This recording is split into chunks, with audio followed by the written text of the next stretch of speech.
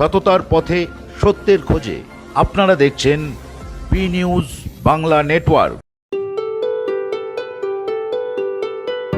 Rising ফাউন্ডেশনের উদ্যোগে সোদপুর ঘোলা রামকৃষ্ণপুর উন্নয়ন সমিতি মন্দির প্রাঙ্গণে মহাসমারোহে পালিত হলো রবীন্দ্র নজরুল সন্ধ্যা। নাচ, গান, আবৃত্তি, কবিতাতে জমজমাট হয়ে উঠেছিল রবীন্দ্র নজরুল সন্ধ্যা। ফাউন্ডেশনের সকল সদস্যরাই এই অনুষ্ঠানে অংশগ্রহণ করেছিল। এখানে উপস্থিত ছিলেন বিশিষ্ট ব্যক্তিবর্গরা। স্বনামধন্য ব্যক্তিবর্গকে উত্তরীয় পরিয়ে সম্মানিত করা হয়। রাইজিং ফাউন্ডেশনের সেক্রেটারি প্রেমাংশু দত্ত আরও অন্যান্য অনেকে মিলে অনুষ্ঠানটি সম্পন্ন করে। সোদপুর থেকে ক্যামেরায় বেনুদেবের সঙ্গে Soma Debnath, B news Bangla network. এই ফাউন্ডেশন অ্যাকচুয়ালি আমি ডিফেন্স পার্সন, ডিফেন্সের পেনশনের আসার পরে আমার একটা ইচ্ছা ছিল একটা বড় ধরনের একটা ফাউন্ডেশন তৈরি করা, কালচারাল স্পোর্টস অ্যাক্টিভিটিস নিয়ে এগোবো এবং দুস্থ মানুষের পাশে থাকবো থেকে আমরা কাজ করব। এবং যখন আমি নামি প্রথমে পেনশন আসার পরে আমি সিআরপিএফ মেম্বার্স, তো সেখানে তারপর আস্তে আস্তে আমি বিভিন্ন মানুষকে পেয়ে যাই খুব কাছে। এখন আমাদের রাইজিং ফাউন্ডেশন একটা জায়গায় এসেছে, আপনাদের সহযোগিতা, সবার সহযোগিতা, আপনাদের মতন চ্যানেল কভার করছে, এটা আমাদের কাছে বড় সৌভাগ্য একটা। বি নিউজ বাংলা, 24 ঘন্টা ভারত। তো সুতরাং আমরা এরকমই আশা রাখছি যে পরবর্তীকালে আপনারা এভাবেই আমাদের পাশে থাকবেন, তাহলে আমরা আমাদের ভালো মতন কাজ করতে পারি সমাজের। মূলত কি বিষয়ের উপর আপনারা মেইনলি ফোকাস দিচ্ছেন? আমাদের এডুকেশন, স্পোর্টস এবং কালচার, এই তিনটে নিয়ে আমরা কাজ করছি, প্যারালালে কাজ করছি। এবং অনেকগুলো আমাদের ক্লাসরুম আছে, আমাদের কার্যালয়ে ক্লাসরুম আছে, যেখানে ক্লাস করানো হয়। হেলথের উপরও কাজ করছি আমরা, বিভিন্নভাবে আমরা এগিয়ে যাচ্ছি। এবং পরবর্তীকালে আরও বড় ধরনের আমাদের অনেক চিন্তাধারা আছে, সেগুলো আমরা পরবর্তীকালে আমরা সেটা প্রকাশ করবো। আমরা এই মুহূর্তে আপনাদের মেম্বার কত? আমাদের মেম্বার 150 জন আমাদের মেম্বার রয়েছে। টার্গেট কত আছে আমাদের 1000। আপনার নাম? আমার নাম প্রেমাংশু দত্ত, আমি এক্স সিআরপিএফ।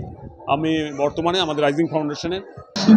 প্রথম সারিতে আমাদের প্রচেষ্টাটা খুব ভালো। আমরা চাই যে আমি একা না, আমাদের প্রত্যেকটা নারী যারা দেখছেন তারা প্রচণ্ড কঠোর পরিশ্রম।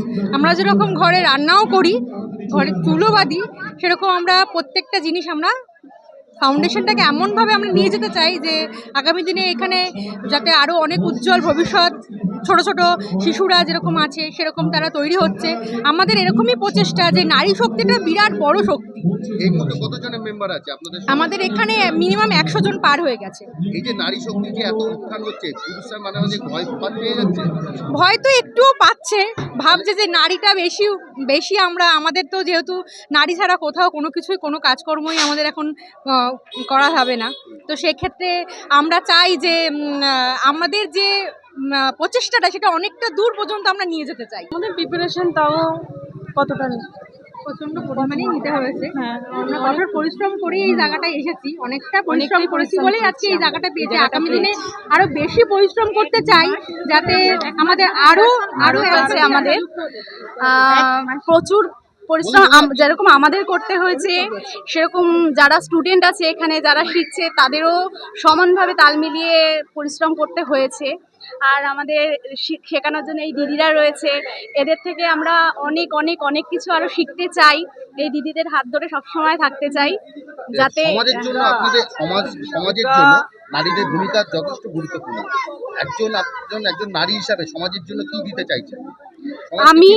আমি আমার দিক থেকে দেখুন, নারী অর্ধেক আকাশ। হ্যাঁ, তো সেক্ষেত্রে যদি আমরা আমাদের মূল মন্ত্র কি, কবির ভাষায় বলছি, দিবে আর নিবে, মিলাবে মিলেবে।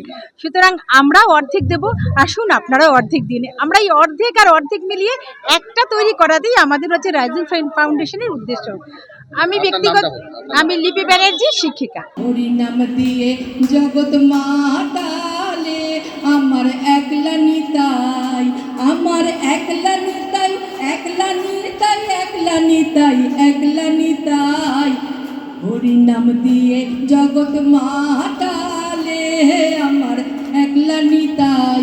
যদি তোর ডাক শুনে কেউ না আসে, তবে একলা চলো রে, একলা চলো, একলা চলো, একলা চলো, একলা চলো রে।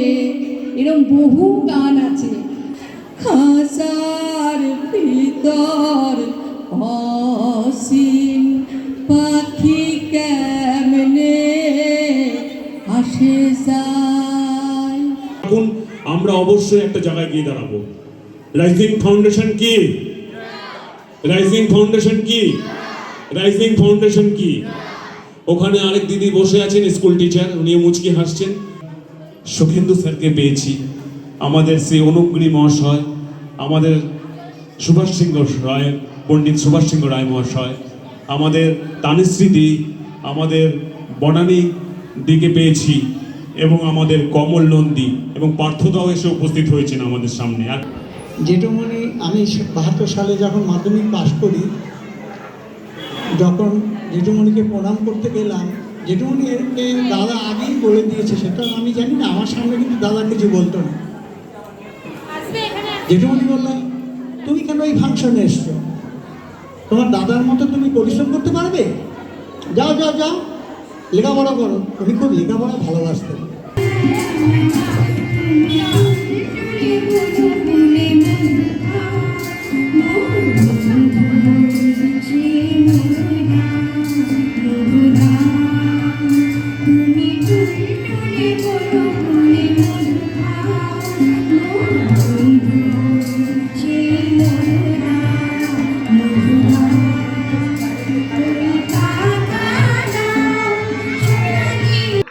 অসাধারণ এদের কাজ কারবার। আমি যা দেখলাম, এরা অত্যন্ত বড় মাপের মনের, তার কারণে আমি এসেছি, কথা রাখার চেষ্টা করেছি। আর একটা কথা, যে আমি এদের পাশে নিশ্চয়ই থাকব। আমি পণ্ডিত সুভাষ সিংহ রায়, আমার কাছে সম্মান কতখানি পেলাম সেটা বড় কথা নয়, কতখানি সম্মান দিতে পারবো মানুষকে সেটাই আমার কাছে বড় জিনিস। আর মাতৃশক্তি যেটা বলা হয়, নারী শক্তি যেটা বলছি, ওটা তো মাতৃশক্তি। মাতৃশক্তি একই মা, দশম মহাবিদ্যা। উনি রাখতেও জানেন, উনি মারতেও জানেন। সুতরাং যা হয়েছে এদৎ সময় ভারতবর্ষে যুগ যুগ ধরে যা এসছে,